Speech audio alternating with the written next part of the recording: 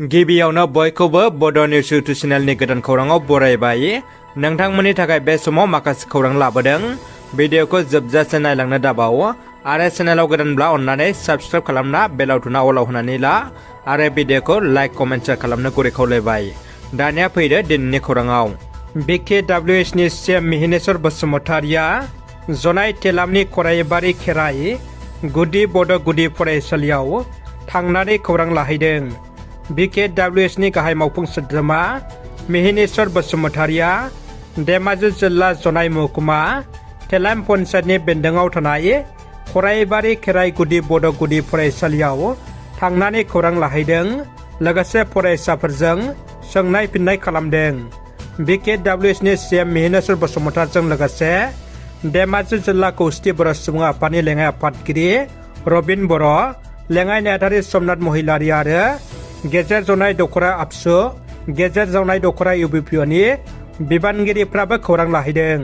उदालगुरि जिल्ला हरिसिंगा समस्तिनि सस्त्रापारा UPPLनि मावखुलियाव मेथाइ खननानै फोरमान बिलाइ थानाय एबा रेडिअ' आर्टिस्ट बिथांमोनखौ अनसुंथाइजों लोगोसे मान बावदों। MCLA सन्जय स्वर्गियारिया बिथांनि बेफोरबायदि हाबाफारि लानानै मावनाय खामानिखौ बाख्नायदों। देंखोगिरि बिथांमोना दरसे गामिनि UPPL दोलोआव जयेन जादों। गसाइगाव महकुमानि सिङाव थानाय बालागाव गामिनि धरमपुर गामिनि गासै गं 75 नखरफ्रा UPPL दोलोआव जयेन जादों। लकसभा बिसायख'थिया खाथिनिफ्राय खाथियाव सफैनाय लोगो लोगोनो राजखान्थि दोलोफोरखौ जानजि खाफ्रानायखौ नुनो मोननाय जादोंसै। बेबायदिनो रबिबाराव प्रमद बर' दैदेननाय UPPL सरकारखौ मोजां मोननानै गसाइगाव महकुमानि सिङाव थानाय बालागाव धरमपुर गामिनि गासै गं 75 नखरफ्रा UPPL दोलोखौ मदद खालामनो थाखाय UPPL दोलोआव जयनिं जाफैयो। अमर मुसाहारिया गुबुन हारिनि हिन्जाव लाना खारदों। आलिपुरदुवार जिल्लानि बिफा सुरेन मुसाहारि आरो बिमा गनायस्रि मुसाहारिनि फिसाज्ला अमर मुसाहारि बिथाङा थांनाय जानुवारि दाननि 12 खालाराव नखरनि मानसिफोरनो जेबो फोरमायालासिनो हा फाननानै फिसाय थाखानाय सासे गुबुन हारिनि हिन्जावखौ लानानै खारखोमानानै दं होननानै फोरमायदों बिजि सिप्रा ब्रह्मआ। दायो अमर मुसाहारिखौ बहाबाफोर नुयोब्ला नैबे 9734051218 जानबुं नम्बराव खौरां हरनो खावलायदों। सोरखारि साख्रियाव थिसनथायनि थाखाय गोदान नेम।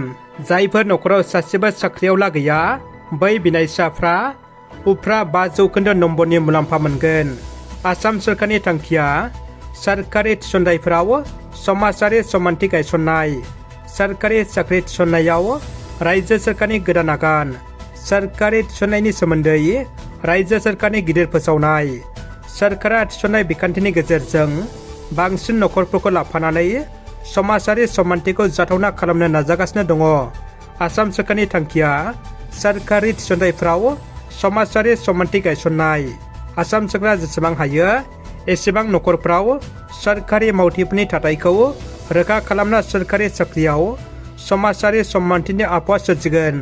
क'क्राझार जिल्लानि सिङाव थानाय गसाइगाव महकुमानि गुरुपेला 30 नं राजा लामानिफ्राय गुरुपेला बाजारसिम थांग्रा लामाखौ गोदानै बानायनो थाखाय अन्थाइ खाम्फा बेखेवनानै होदों MLA रबिराम नार्जारिया।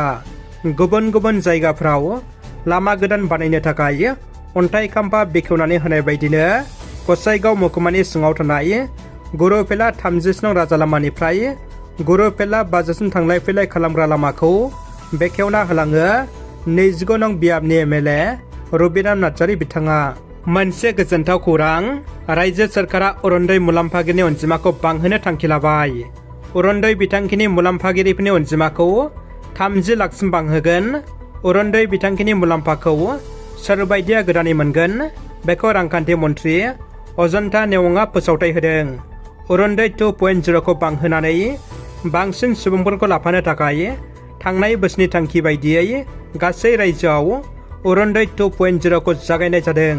बे बिथांखिनि सिङाव रायजोनि सरासनस्रा आइजोफोरनि अनगायैबो थामथि आथोननि सुबुंफोर आरो नोरजिया सुबुंफोरनो अरुनदय मुलाम्फा होनो थाखाय सोरखारा थि खालामनाय जादों। रादाबा एसेनोसै। भिडिअखौ जोबजासे नायनायनि थाखाय नोंथांमोननिसिम साबायखर।